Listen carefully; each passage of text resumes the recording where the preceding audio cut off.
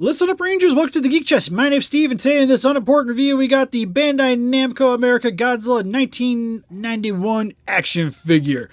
This was sent to us from Bandai Namco, so thank you for sending us an action figure. Kind of surprised, because the last reviews we had of these, which was for Kiryu and the 2004 on the back, weren't the most positive reviews ever. Like, they were acceptable, but I feel like they could have been a little cheaper for what was presented with the figures anyways.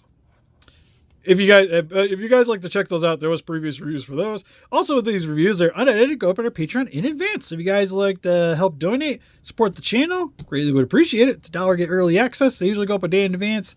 And we also have a Discord attached to our Patreon for $3 tier. There's other tiers, yada yada. Anyways, also, if you guys like to pick this up after the review, link is shows for Entertainment Earth. You can also find these at Target. You can find them at Walmart. Actually, I don't know if you can find them at Walmart. I know I've seen them at Target, for sure. But anyways, without further ado, for its packaging, got the 91 Godzilla on the bottom here with a nice little pointy head.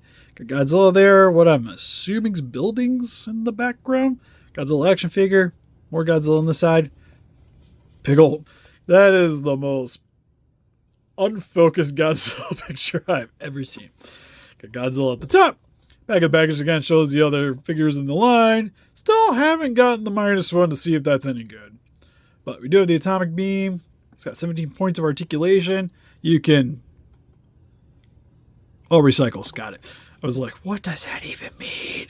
And I'm like, I'm illiterate. Can't even read the pictures. But anyways, for the action figure here. First and foremost, you'll see we have his accessory currently on him, which is the atomic breath piece. We did a live unboxing of him in the Ultraman that they sent us, that'll be the next review coming out.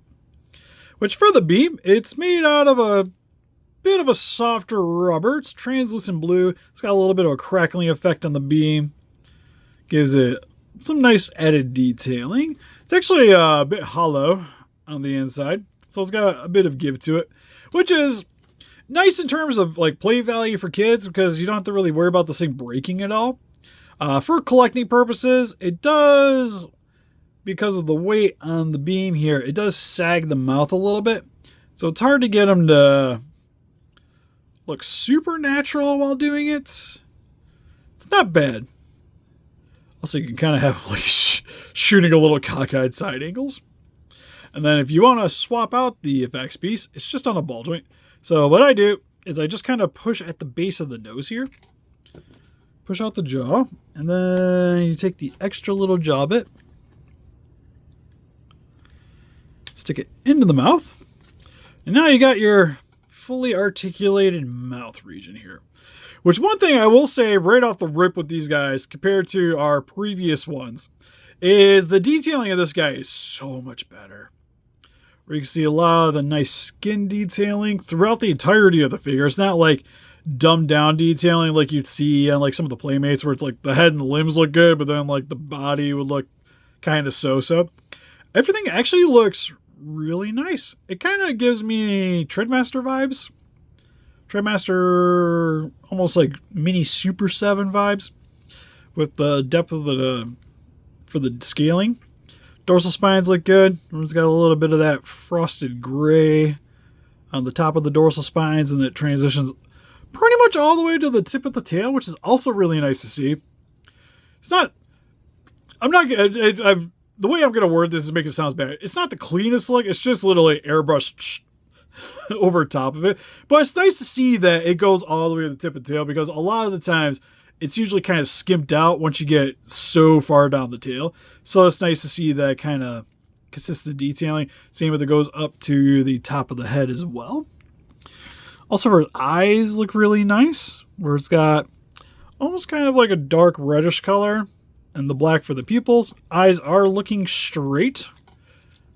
It's got some bone coloring for the teeth, some red on the inside of the mouth for the tongue, and the gum section, roof of the mouth also painted.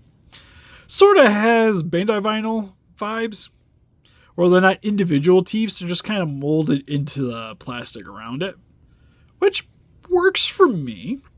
Again, kind of reminds me of, it harkens back a lot to like the way the Treadmaster ones kind of look to me.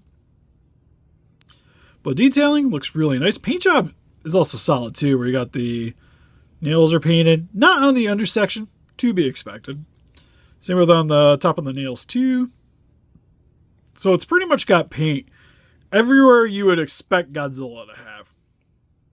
Which is sometimes not the most common thing you see in a lot of the more inexpensive Godzilla collectibles.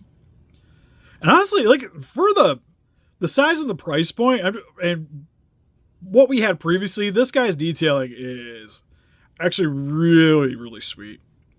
And then for the articulation, heads can look bit side to side, rotates all the way around. You get the jaw articulation.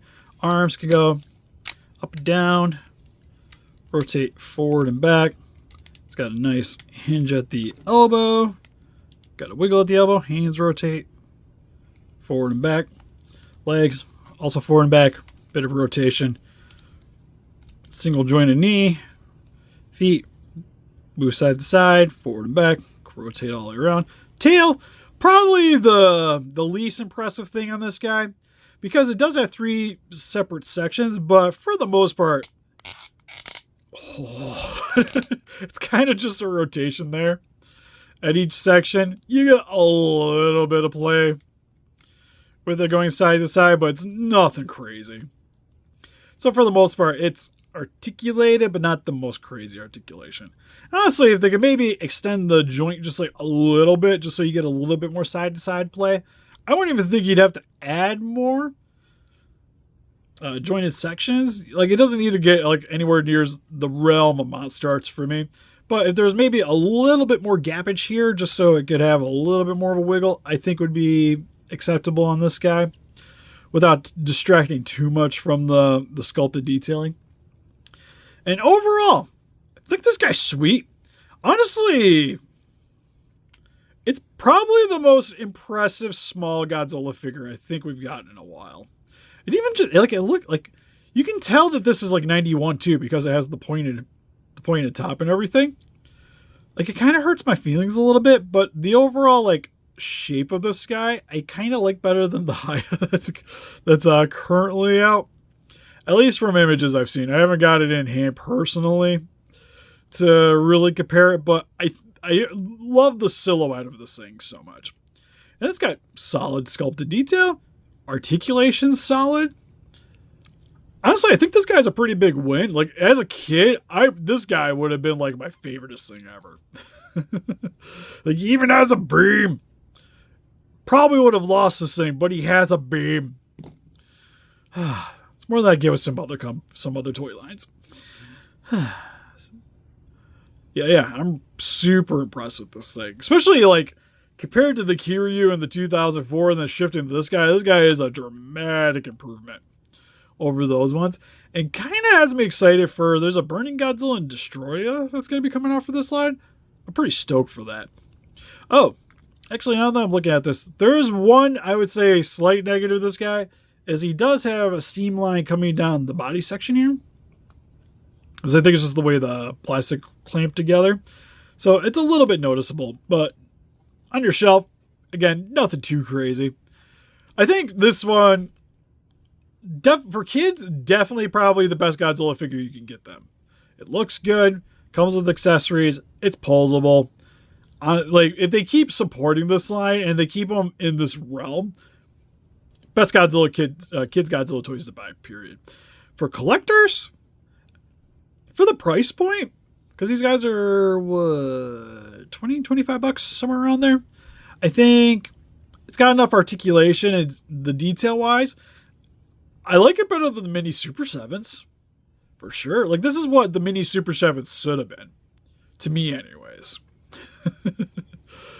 Should have been shrunk down pretty much versions of their figures, solid detailing, maybe get an accessory with it, bada bing bada boom. And honestly, I wouldn't even be that upset about having this displayed on my shelf. It's not going to replace like a Monster Arts or a Haya, but I think for the price point, this is definitely like the perfect Godzilla to put like in your office, or maybe you want to buy it display it, but you don't mind having your kids mess around with it, which is probably what I'm going to do. Like, this is going to be the Godzilla figure that I'll hang out towards the bottom of the shelf, so if they decide to take it off and want to play with it, it's not going to hurt my feelings. But if I have company over, it still looks cool. But anyways, if you guys would like, again, to pick this up, link in the description for Entertainment Earth. Good way to help support the channel if you guys are already buying your Godzilla collectibles. And thanks again, Bandai, for sending this. And I want a pretense. I don't think my opinion is remotely based off of sending this thing. I actually legitimately like this thing. This thing to me just seems like an upgraded Treadmaster figure in a way. Again, talking about the original ones, kind of sucking. This one is a nice breath of fresh air. But anyways, you can help us to eat those kaiju by hitting the like button, subscribe, become a ranger today. We also got Instagram, Patreon, TikTok, Facebook. Guys that keep up the do channel, donate. Greatly would appreciate it. And we'll see you guys in the next one. Bye-bye.